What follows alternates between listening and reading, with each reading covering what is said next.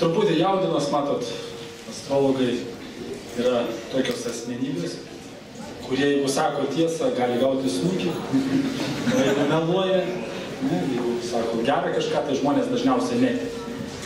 Tai reiškia, iš tikrųjų, kaip bebūtų šiandien, nieko gero neturiu pasakyti, bet blogo irgi sakyti nenoriu. Tai, kaip bebūtų, sekantis metai, jie bus. Na, iš tikrųjų, gera naujiena. Gera naujiena. Reiškia, gyvenime yra taip, kad astrologų, sako, būna irgi visokių, kaip ir gydytojų. Būna visokių, tai reiškia, būna nuo Dievo, su Dievu ir netok su Dievu. Tai aš jums linkiu, sekančiais metais irgi sutiks tokius žmonės ne tik astrologus ir gydytojus. Buvo tokia istorija, kai kartą skambino astrologas savo klientui ir sako, labas vakaras, Petra, sako, aš jums turiu garsas, ne? Galite mikrofoną arčiau. Aha, jeigu šitaip? Gerai, tai kartą skambina astrologas, ačiū. Kartą skambina astrologas vienam klientui ir sako, gerbiamasis Jonai, turiu tokias dvi naujienas. Vieną blogą, kitą visai blogą. Jonas tiesiog sunerimo, sako, kokios naujienos. Sako, jums tai liko gyventi 8 dienos. Na, tokia naujiena nekokia. O tai sako, kokia bloga naujiena, aš jums visą savaitę negalėjau prisiskambinti. Gyvenime ir taip. Tai iš tikrųjų, kokie norėtumėt, kad sekantis metai būtų? Geri, ne? Kas norėtų, kad būtų blogi? Įdomus, ne? Kad būtų kažkokie tai prasmingi. Reiškia, jeigu taip kalbėt astrologiškai šiek tiek, tai sekantis metai, jie bus tokie pilni emocijų. Ne? Pilni emocijų, tai bus susijęs su Mėnulio planeta. Ir Mėnulis, kaip žinot, labiausiai veikia moteris. Labiausiai veikia moteris. Kodėl? Todėl, kad pas moteris daugiausia permainų. Mėnulis yra ta planeta, kuri pastoviai juda. Pastoviai juda, greičiausiai juda. Tai sekančiais metais būtent žmonėms rūpės tokie dalykai kaip jausmai, emocijos. Na ir kaip žinot, kad moterų problemos dažniausia, tai kas yra? Kas žinot, kas yra moterų problemos? Vyrai. Bet pasirodo, vyrus gimdo moteris ir išvada yra tokia, kad moteris pačios savo susikuria problemus. Tai reiškia, vyrai turėtumėt stengtis nenervuoti savo moterų sekančiais metais. Ir yra tokia, kodėl taip reikėtų elgtis, tai yra irgi tokia viena istorija. Iš gyvenimiškos patirties, sakoma, iš moteriškų istorijų. Viena moteris sako, kai mes pykdavomės, aš vis tiek jam darydavau kavą, nes spjautėm tiesiai veidą būtų kažkiek pavojinga. Na ir dėl tokios planetos Rahu, dėl Rahu planetos, gali sekančiais metais irgi būti pakankamai tokių daug neramumų, bet tai reiškia, kad žmonės bandys išsiaiškinti, kodėl tie neramumai vyksta. Nes įprastai, kai viskas gerai, mums niekas per daug neįdomu. Tai reiškia, taipogi šita Rahu planeta, jinai randasi irgi pas mus kiekvieno mūsų žmogaus delno. Na, aš dabar kaip ir negalėsiu jums parodyti, jūs nepamatysit, bet tiesiog tai susijęs su žalingais įpročiais. Dėl to jūs pataikėt kaip tik į vietą, kur naujai yra švenčiami blaiviai. Ar čia yra blaivių žmonių? Yra, ne? Tai malonu susipažinti. Tai būtent kas liečia žalingus įpročius, jų reikėtų vengti. Mano irgi buvo gimėjai, tokia istorija. Senelis su močiute mėgdavo labai žaisti slėpynės. Žinau, pas jūs kaip buvo, ar ne? Tai ryte bobutė slėpdavo vyną, o jeigu senelis dienos eigoje rasdavo vyną, tai vakariau slėpdavos bobutė. Tai va. Na ir taipogi sekančiais metais dėl Merkurijaus planetos, dėl Merkurijaus, randasi, kas truputį išmano, astrologija randasi 5. name ir tai reiškia, kad bus labai daug veiklos, tokios aktyvios susijusios su vaikais. Vaikai yra mūsų ateitis. Tokia istorija apie berniuką padaužą, berniuką huliganą. Sako, berniukas huliganas visą savaitę negalėjo patekti namo. Jis vis paskambindavo į duris ir pabėgdavo. Na, dabar mūsų vaikystė kažkiek kitokia, ne, kas yra vyresni, kažkiek kitokia, mes anksčiau vaikystėje vogdavom obuolius iš kaimynų, vyšnes, ne, dabar, sako, vaikai vogia iš kaimynų Wi-Fi. Tai va. Dėl Merkurijaus padėties irgi žmonės sieks greitų rezultatų, gyvenimas skubės pastovi. Ne, tai reiškia, Merkurijus toksai protas neramus, reiškia, žmonės nori viską padaryti greitai. Tai irgi tokios yra rekomendacijos žmonėms, kad kai einat per gatvę, visuomet žiūrėkit ne į šviesoforo, o į automobilius. Todėl, kad šviesoforas dar nieko nenumušė gyvenime. Tai stebėkit.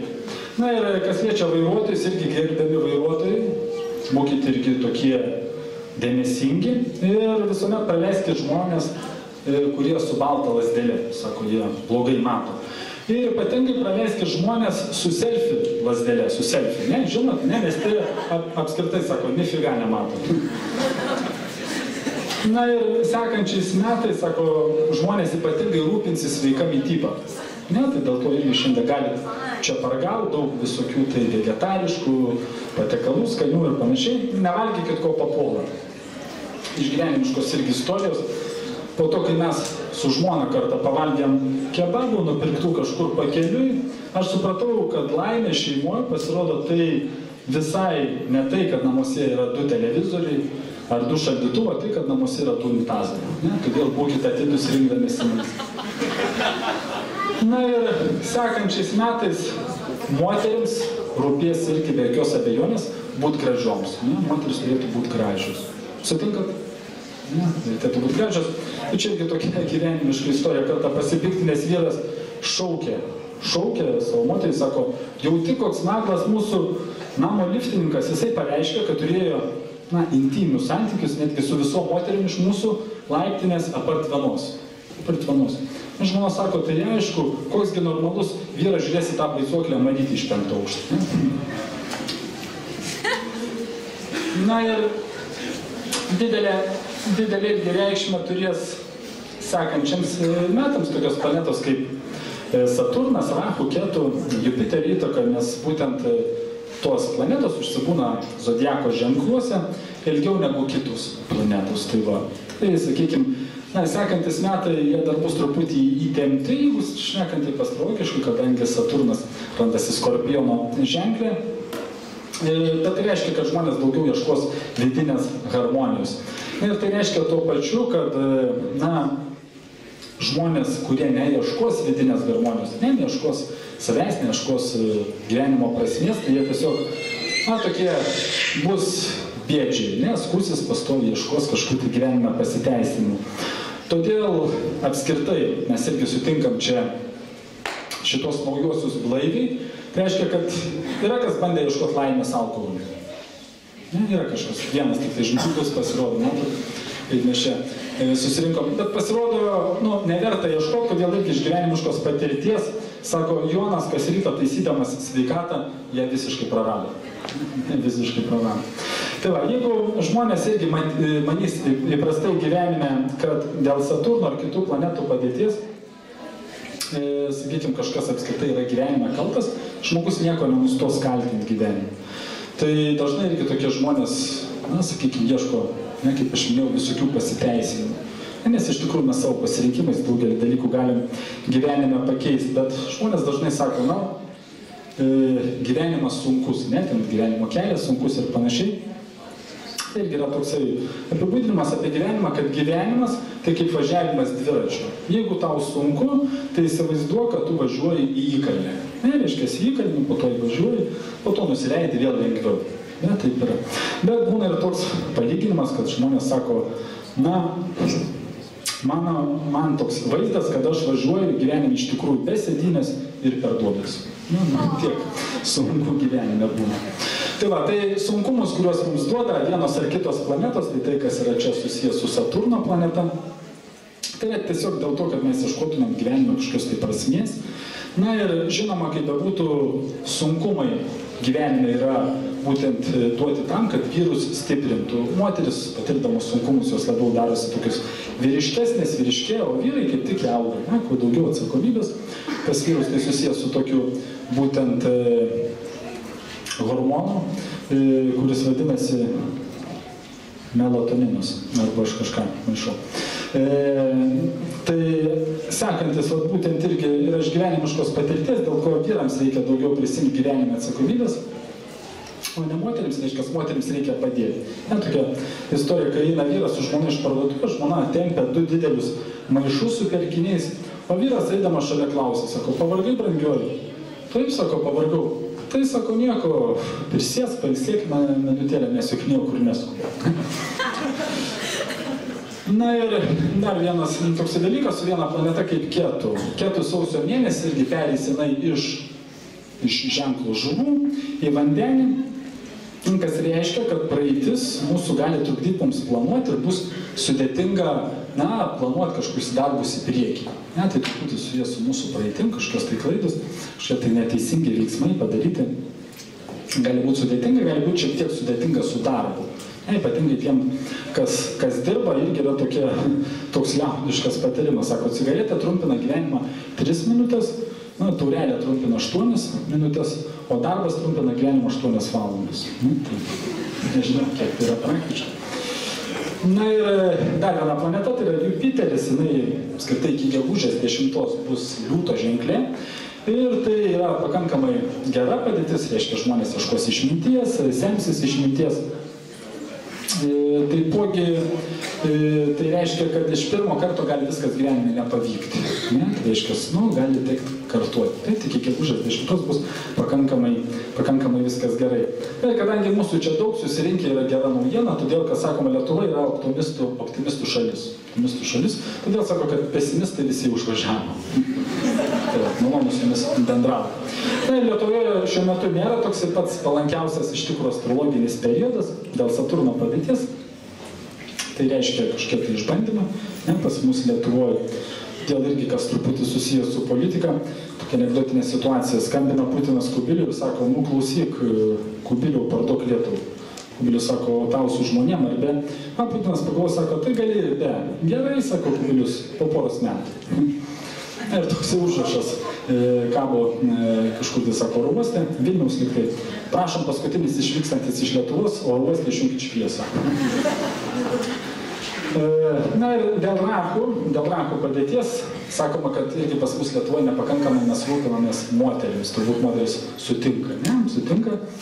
Bet kaip bebūtų, moteris irgi yra pas mus labai išmintingus. Tai vat irgi tokia viena istorija iš moteriškų istorijų. Kad kartą vyras moteriai pasakė, sako, tarp mūsų nėra jokios kibirkšties. Ir moteris sako, nusipirkau elektrošoką, tą tazerį, atsigavus paklausiu dar kartą jau. Na ir vyrai turėtumėt leisti moterims daugiau patinginiauti. Patinginiauti, moteris turi būti pailsėjusius, vyrai mes daugiau galim dirbti, nes mūsų kūnas pritaikytas darbui rankoms ir panašiai. Tai viena irgi tokia moteriškė, vardu Zosė, sako, buvo tiek didelė tinginė, kad netgi rytais pabusdavo anksčiau, kad galėtų ilgiau patingėti. Dėl to, sako, reikia keltis anksčiau, ne? Iš paskaitų teko girdėti. O vyrai irgi neatsilieka Lietuvoje savo išmintim, savo išmonę, sako, vyriškos tinginystės toks epogėjus yra pavalgyti sriubą tiesiai iš puodo, neišimant puodo iš šaldytuvo.